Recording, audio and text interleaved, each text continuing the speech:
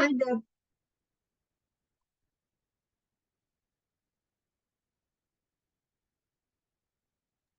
Hello. Just you and me so far. Sorry. It's just you and me so far. Yes. Yes. No worries. That's okay. Let's wait for a little bit and see. Yeah. Otherwise, I mean, I don't know have, if you want to use this like a working meeting type, like talk about either grading or if we want to pick one topic and, do a working meeting, I'm open to that also. All right. Well, that would be good. I did do some work on grading that I'd love to talk it through, even if it's just you, because it got a little hairy kind of fast. So love to let's give it like another minute or two, and if it winds up being just you and me, I would be fine if you're amenable to Mhm. just kind of talking through.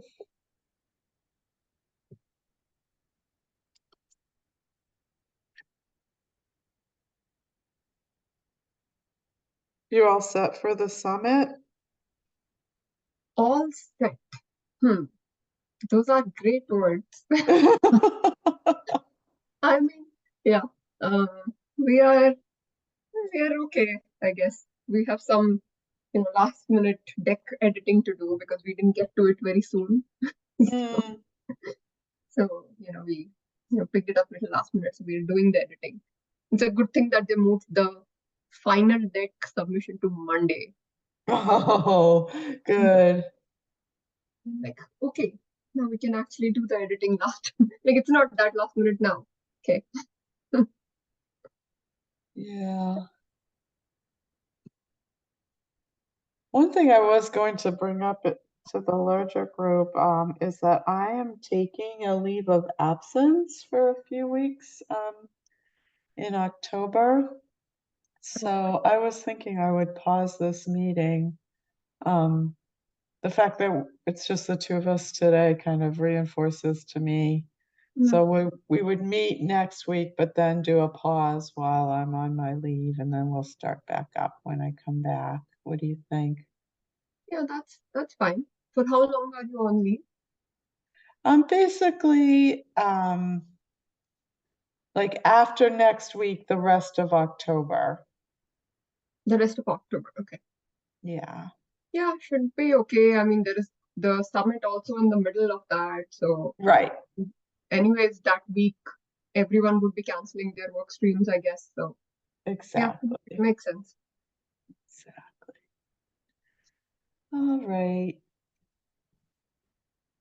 Well, so I can share what I have. I did.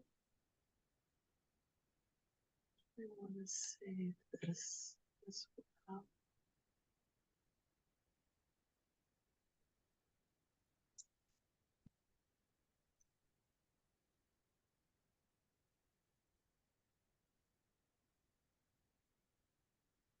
Okay, so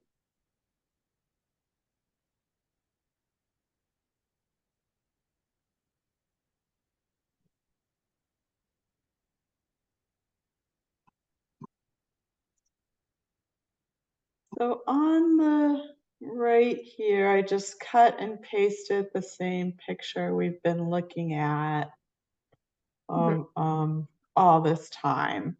And kind of the first thing that came to me is that, well, we'd want to have some way so that the grade is even, whether you have 100 chiplets in your package or one chiplet in your package, right? Right. Or, whether you have a daughter card or not, et cetera, et cetera. So that's just sort of been the thing that I'm playing with. So up here in the top, I just did 3 different examples. So the simplest example would be, um, doesn't even have to be a server. It's just some IC. Um, that has one copy of one chiplet. So FYI, while you're talking, I'll take notes. Okay. Oh, that'd be awesome. Sorry, continue. So that's the simplest case. That's column B. Column C, I said, okay, it's an IC that has one copy of one chiplet and 4 copies of a second chiplet. So that, you know, I've seen that before for sure when people put high bandwidth memory in the package. You know, so I sort of modeled this on that. And then the last one I just did was a DDR DIMM that has a daughter card, one copy of one integrated circuit that's kind of like a controller circuit, and then 8 copies of the actual memory itself. But all the ICs there only contain one chiplet. Yeah. So then. So just before we go ahead, 2 things that we don't want the grading to represent. One is that it should not vary according to the number of chiplets that, you know, this device has. Exactly. And the second is it should not indicate how good the carbon numbers are. It should only indicate how complete the carbon report is. Right. Right? Okay. Yeah. And then basically it's a completion grade. I think we said this like last time, like we want to be neutral on things. Like we're not gonna bless a scope 2 methodology, one better than the other, right? Yes. You know, DJ. not really a comparison, or you put it better. I can't remember what you said, but you know, not comparison of the carbon numbers. It's of the not a comparison carbon of the carbon numbers. Right, those numbers will stand by DJ joined. themselves. If you notice, DJ also joined. Can you say that again? Oh, DJ just joined. Oh, Yeah, hi, I just joined. DJ. Yeah, I was running late from another meeting, and there are some things going on our side organizationally. So, Oh boy. Yeah, it's a public news now. If somebody goes and checks it, they can see it. But Oh, it's a big deal, huh? Yeah, it's a big deal. Oh boy. All right. Well, I will look forward to reading about that tomorrow. Yeah, you can. So that's why I was mentally kind of busy with things, and it continues, churn continues. So. Oh, okay. I will take a look. So what we're doing is we're just kind of feeling our way through this concept of grading that rather, you know, we're not going to just have a carbon number. We're going to have a carbon number and some metadata that describes what is and is not in that carbon number.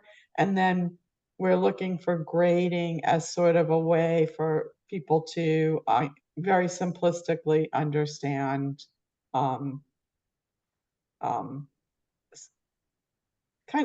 kind of think of it as perhaps it's like a little overview of the metadata without having to dive deep into the details. So that's what we're trying to feel our way through here. So why don't we just say not a comparison of the carbon number goodness or something like that. I think that's sort of what you said, Shruti. All right, excellent. So DJ, all I did, so just to refresh, on the right here is the generic picture we use for IC and IC on daughter card,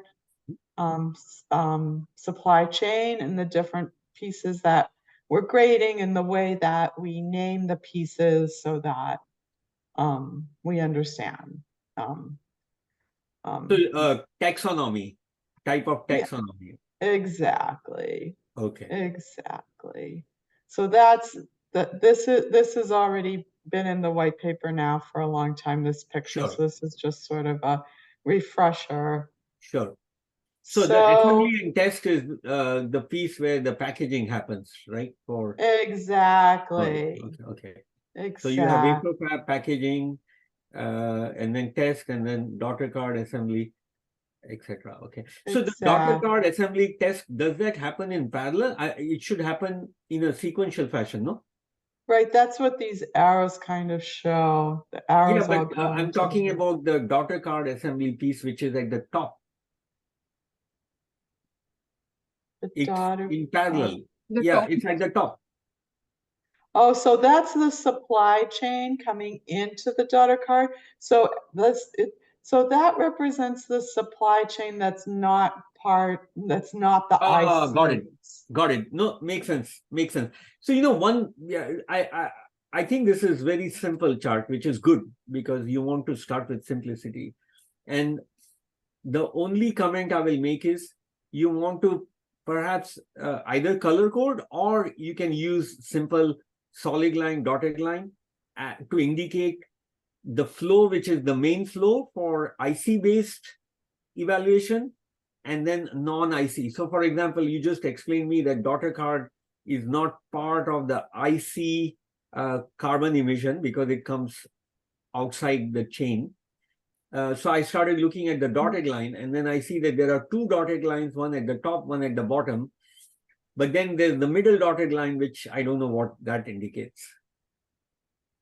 Right. So we wanted this to be encompass both DDR, which is delivered on a DIMM, which is a daughter card, SSDs, which are delivered similar to DDR, and then other ICs that are not on a daughter card. So the dotted line just are trying to show that the daughter card is optional. It could stop at IC vendor number 1, and then its supply chain just moves to the left. And then we just showed for the daughter card, you could have multiple IC vendors supplying different ICs onto the daughter card. So but I like what you said, that it's not completely clear. So I'm going to give myself an AR here. Do other companies say AR? Yeah, action. AI is, some people say AI, I guess. Yeah, it's uh, action action, item or action yeah, required. right. So I'll try to do some kind of color coding of the picture, or some other versions of the picture to add, because I think it's really good to have somebody else look at it and say, oh, this needs help, to be clear. So I will try to do that. And I'll just pop them into the white paper when I get them down. All right, so for the grading, we just went through. So this could have bugs for sure. So look at it with a careful eye. We're talking about 3 different examples. So column B, column C, and column D are examples. So the simplest one, column B, is just an IC that just has one chiplet in one package, and it's just delivered like that. The second example is an IC that has 5 chiplets inside. One has 1 copy, the second one has 4 copies, and the third one is a DIMM. And so the DIMM has one copy of one IC and 8 copies of a second IC. So that would be like the control IC and then the actual memory IC. And each one in these case has only one chiplet in it. So what I did is using our taxonomy, I just put information here for each case, what it has and it doesn't have. So if we look at the simple one, just one I see, there's no daughter card, but it does have the IC top level. It has the one assembly and test and one wafer fab. Whereas if you compare that to the second example, what's different is that it has a second wafer fab that has 4 copies of that other chiplet. So then what I tried to do is to just kind of on 14 come up with a number of elements for each case. So this was a kind of a complex equation that I hope I got right. But we certainly could work it through and scrub it. Basically, what I'm saying is for each entity that's in this package or the package itself, there's 3 pieces. That's why you see so much multiplication by 3. And the 3 pieces are scope 1, scope 2, and upstream scope 3. So if we're to look at the picture, so if you take like assembly and test, you can see it's got its own scope 1, its own scope 2, and then its upstream scope 3. So I'm going to pause here because this took me quite a bit of head scratching to get to here. So I'd love to talk this through, or if people have any questions. Deb, are you, when you say number of elements, are you trying to count number of fields in the report? Is that why we are Well, considering, scope 1, scope 2, scope 3? So we're multiplying by 3 because we want to show how many fields? Well, if you remember with the metadata, we have a lot more fields, but they are all organized. Like this set of fields is related to the scope 1, this set is Right. related to the scope 2, and this Right. set is related to upstream scope 3. Yeah, that's what I mean. So if you have, fields ABC, you have scope 1 ABC, scope 2 ABC, scope 3 ABC. Exactly. Okay. So that's what you're trying to get to, the total fields then. Okay. The Yeah. wording of number of elements was a little confusing to me. Yeah, so what should we put here? What's a better word? Number of. It's more like number of entities times the 3 scopes, right? True. That is what it actually is. So yeah. How about you keep that while we go through more, of your spreadsheet? And Yeah. then So the first one is pretty straightforward because we have assembly and test scope 1, 2, and 3, and then wafer fab 1, scope 1, 2, and 3. So it comes out to 6. Right? Okay. But then if we look at the second case, it's got those plus wafer 4 times wafer fab 2, scope 1, 2, and 3. Right? So in other words, you would expect the carbon number to be significantly larger for example 2 than example 1. But that makes sense because there's 5 chiplets rather than 1 chiplet. Right. Right. So I came up with 18 for that. And then this next one has the daughter card. Sorry. The 2, yeah. Can we go back to the 18? Yeah. I'm just making sure that I'm able to get the same math there. So we're saying daughter cards into 3, which is nothing. Okay. 6. I see vendor 1.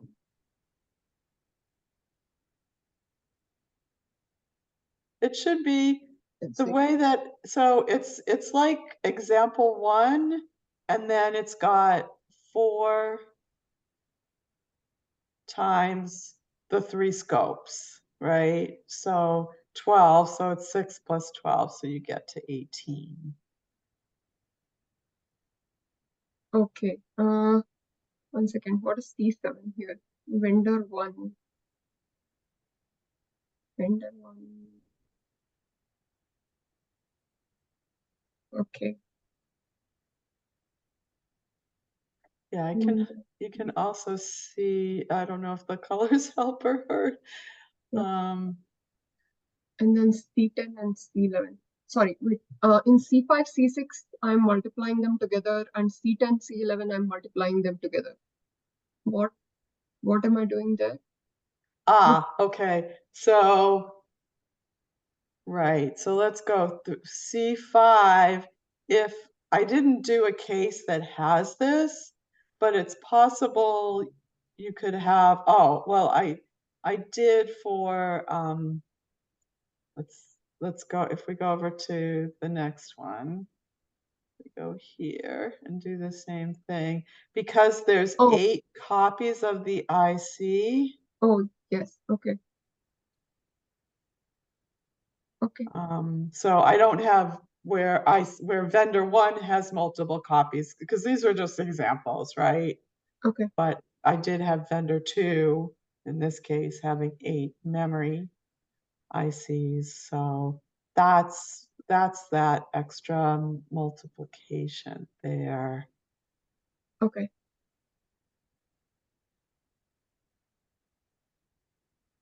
Okay. I think that I am not saying this is bug free by any means, this but that is the concept.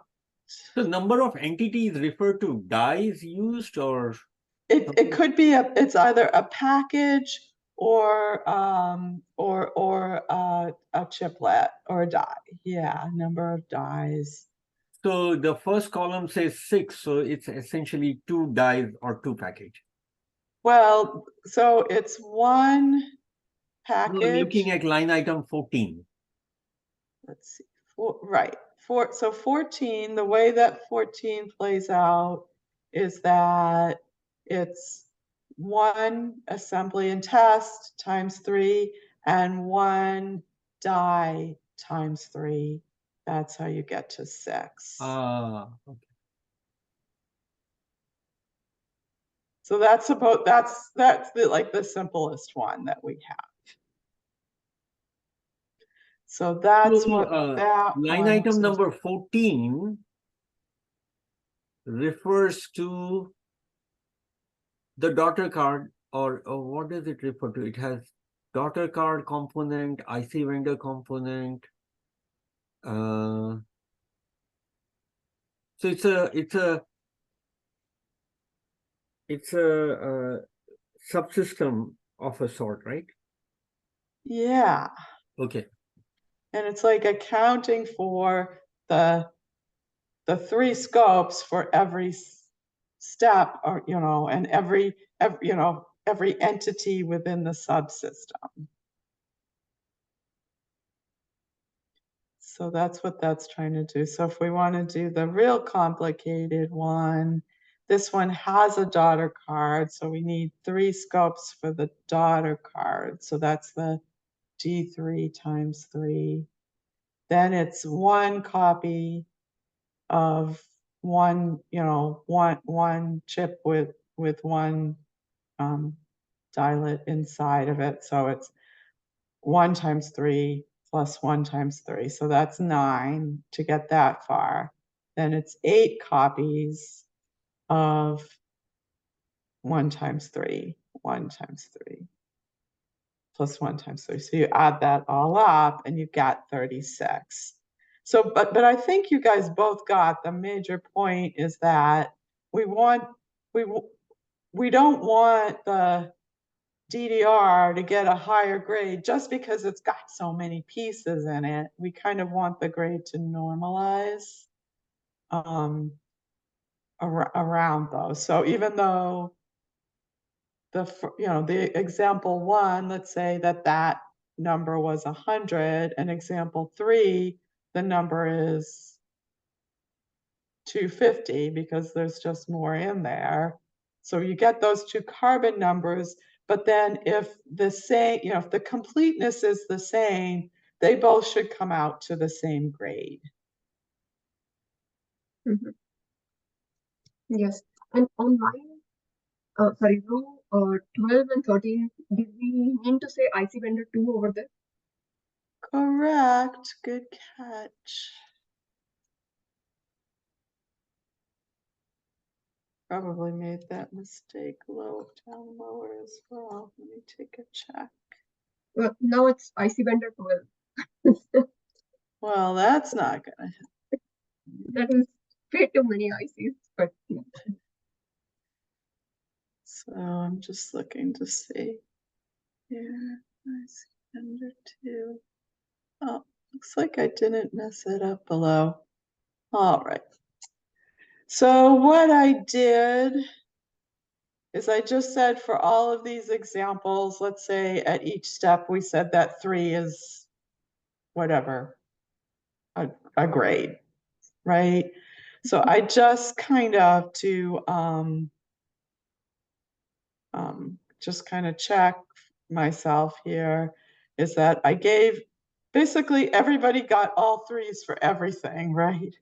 And then, except for here where there's 4 copies, it's 3 times 4, right? So then I summed up each column, and then I divided by the number of entities by the 3 scopes, and sure enough, I get 3 every time.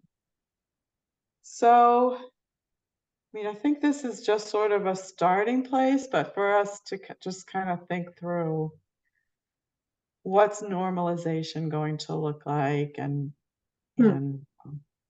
so that's kind of all I have. Okay, no, yeah, this is good. So you are first tackling the problem of how do I make sure it does not vary with number of chiplets and ICs. Exactly. Then we will tackle the problem of, when you said 3 everywhere, how does that grade per chiplet or IC actually come? That would be a second question. Yeah, I haven't yet tried to say what's 1, what's 2, what's 3, what's 10, what, I just picked a number, but you could see, right, if this one, like just say that this is a 0, then the normalized grade would be lower if something was missing altogether. Right. As as we would want it to be lower. Right. Okay, let me sort of open that table in our main sheet. I have one question. Okay, now, for example, just take any one of the IC. We have given one grade number to say row number 25, scope 2. Correct? Yeah. The actual fields for scope 2, there are about, I don't know, 4 fields for scope 2, which talks about, the carbon location-wise, location-based carbon, market-based carbon, intensity information, and some other allocation factors. So there are about maybe, I think, 4 different fields or something, which are all within scope 2. Yep. So are we saying that when we assign that number 3, it will take into account in case, part of these 4 fields are missing? So like if somebody populated only 3 of these fields, that person would get a maybe 3 over here, and somebody who populated all 4 would maybe get a 4 over here. Yeah, I mean, I haven't thought this through yet, Shruti. I think we're gonna have to go and look at each thing. Hmm. Because it's, since um, we're not taking a stance market-based versus location-based, or, if they only report one, Mhm. I think, either or both, should get the same grade, but I think we're going to just have to go through each thing and just kind of, say what quote unquote complete is. Like, it even gets worse when you get to supply chain, right? Did you include tier 2 at all? What percent of tier 1? I've never seen anybody cover 100% of their tier 1 suppliers, because it numbers in the many, many thousands. And so, people tend to focus, up till like 80% of their spend, or 75% of their spend, or something like that. So, we're going to have to just go through, unfortunately, each one and kind of say this, this would get a grade of 5. It could be this or this or this, right? But all of those are, quote unquote complete, a fair enough, um, Okay. Yeah, represent. I think I'm in sync with that. All I was sort of pointing out is one row over here does not correspond to one field in our, Exactly. the table. That's We just that's need, true. I haven't done the work yet to go through each one and then say, okay, here's, for this whatever number of fields, here's how we would collapse it to, a score. I haven't done that work yet, but you're absolutely right. okay. Okay, yeah. This is good then. So I can send this to the working group, and feel free to play around with it.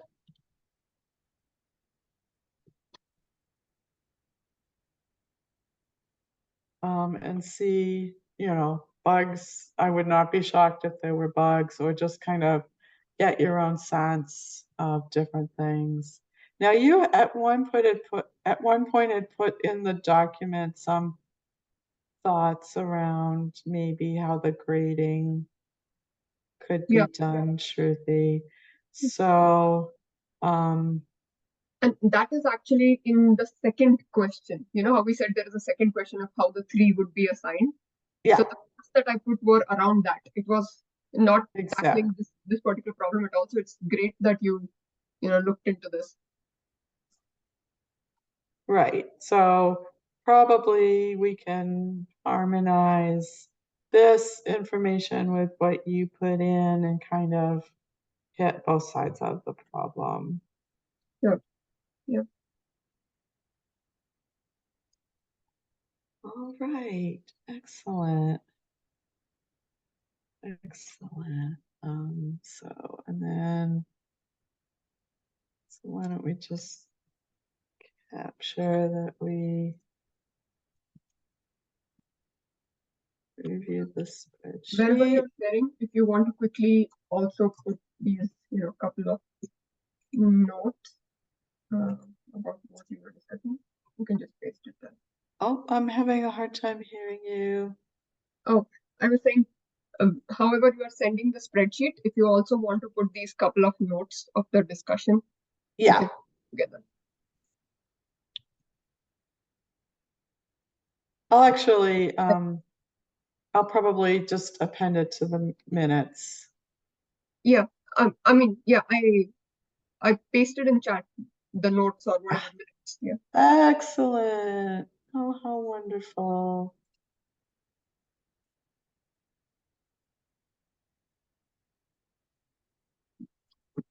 Thank you. No worries.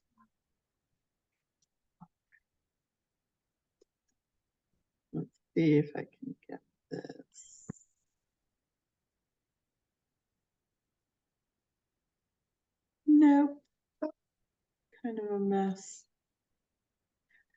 I'll fix it up offline. You don't have to watch me.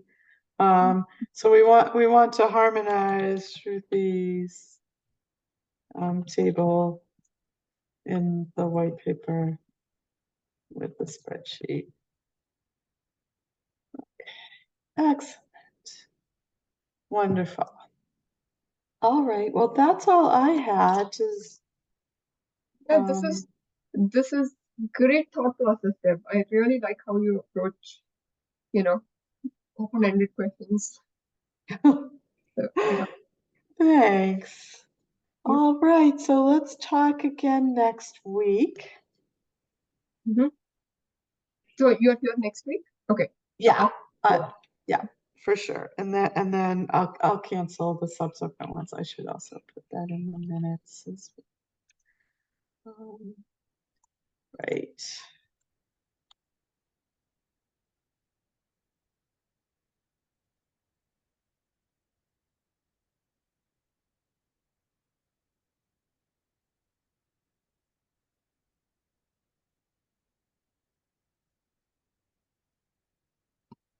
All right. Excellent. Okay. And I'm giving myself.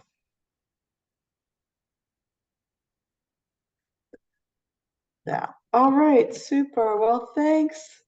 This was good. Yeah. Thank you, Deb. All right. Bye. Bye-bye.